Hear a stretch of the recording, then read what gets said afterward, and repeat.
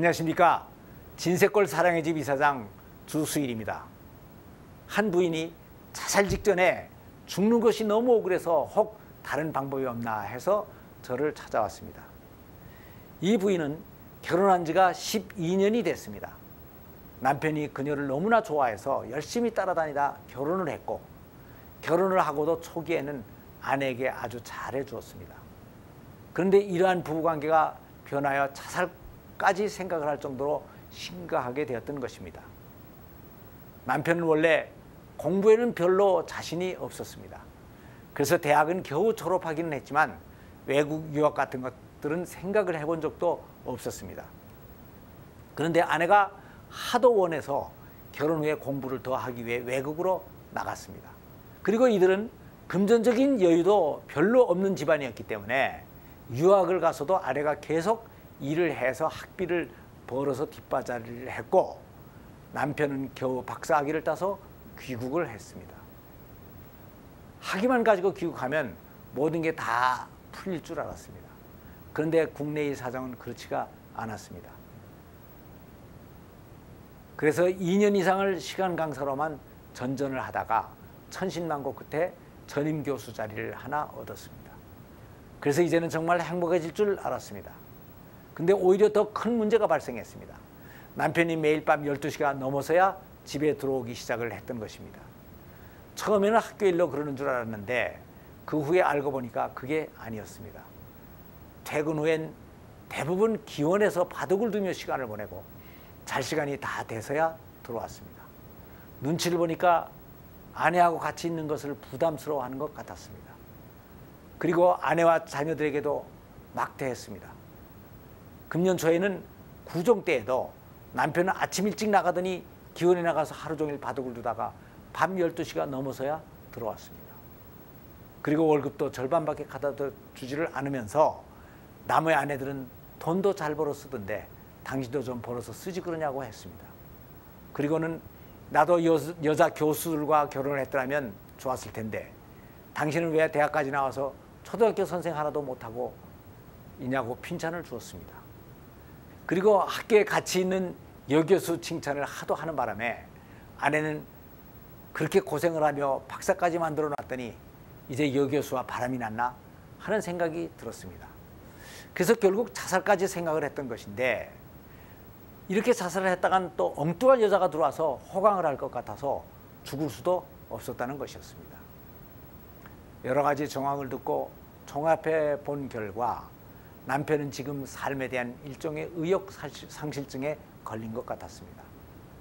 남편은 유학 중에도 공부를 할 별 취미가 없었습니다. 그래서 중간에 포기를 하고 그냥 돌아오고 싶었던 사람이었습니다. 그런데 강제로 공부를 하라고 했더라면 반발이라도 했을 텐데 사랑하는 아내가 헌신적으로 희생을 하면서 하도 권하니까 포기도 하지 못하고 억지로 공부를 하기는 했습니다. 그래서 박사학위까지는 겨우 받았는데 여기까지가 남편의 한계였고 이제는 여기서 벗어나고 싶었던 것이었습니다. 그러니까 지금 남편은 부인을 배반한 것이 아니고 아내에 의해 억지로 끌려온 인생에 대해서 회의를 느끼게 된 것이었습니다. 그래서 그동안 자기를 묶고 있던 아내의 속박으로부터 벗어나고 싶어졌고 그것이 아내에 대한 거부 반응으로 나타난 것이라고 볼 수가 있었습니다. 그래서 저는 아내에게 이런 남편의 정신적인 상태를 자세히 설명해 줬습니다. 그랬더니 부인은 의외로 제가 사실은 그동안 너무 많은 것을 남편에게 요구해 왔어요 하고 순순히 인정을 했습니다. 그래서 저는 어머니 동료로 오로지 공부밖에 모르고 지내다가 다행히 원하던 서울대학교에 입학까지 했는데 그 뒤에 오는 허탈감과 대학 생활에 대한 적응 능력 부족으로 고민을 하다가 결국 자살을 해버린 한 대학생에 대한 얘기를 해줬습니다. 그리고 이 문제를 바로 해결하기 위해서는 남편에게 부담스러운 얘기를 절대로 하지 말고 남편을 편안하게 해주고 칭찬하고 존경해 주어서 그의 길을 살려줘야 된다는 말을 해주었습니다.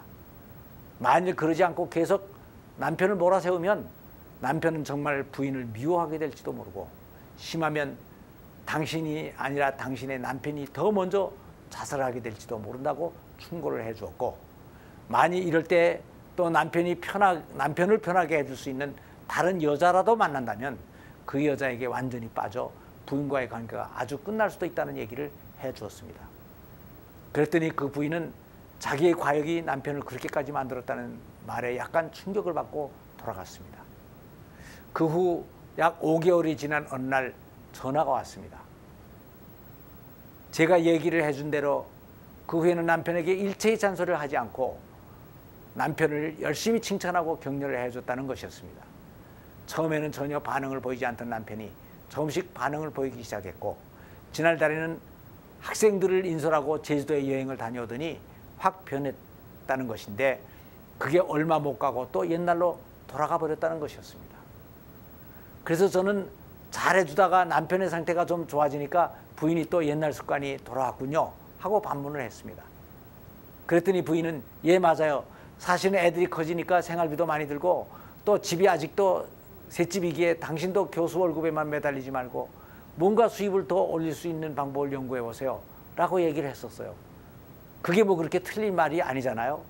그래서 나는 예 그래요. 틀린 말은 아닙니다. 그러나 남편은 지금 아내로부터 자기 능력에 넘치는 요구를 받고 내적 치유가 필요한 환자가 된 것입니다.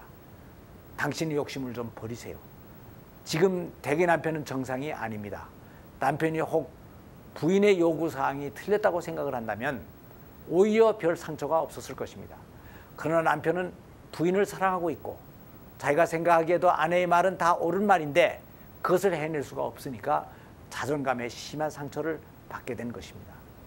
그러니까 앞으로 상당 기간 동안 그러한 배려가 필요한 것입니다 하고 얘기를 해줬습니다. 그리고 몇 개월이 지난 후에 아내로부터 다시 전화가 왔습니다. 남편과 저가 아주 좋아졌어요. 전에 장로님께 들은 얘기를 남편에게 다 해줬더니 남편이 장로님께 식사 대접을 하고 싶대요 라고 하는 전화를 받게 됐습니다. 그래서 교수 부부를 만나 식사를 하며 우리들의 인생에서 높은 목표나 꿈을 세우는 것은 물론 아주 좋은 일입니다. 그러나 본인의 능력을 벗어나서 적성에 맞지 않을 때에는 그것이 욕심이 되고 자신을 망치는 올무가 되는 것이라는 말을 해줬습니다. 디모데전서 6장 10절에 보면 돈을 사랑하는 것이 일만하게 뿌리가 되나니 이것을 사모하는 자들이 미혹을 받아 믿음에서 떠나 많은 근심으로 자기를 찔렀도다 라는 말씀이 있습니다. 이 말씀은 허영과 욕심은 모든 악의 뿌리가 되어서 우리 인생을 파멸로 이끌어가는 올무가 된다는 사실을 확실하게 가르쳐주는 말씀인 것입니다. 감사합니다.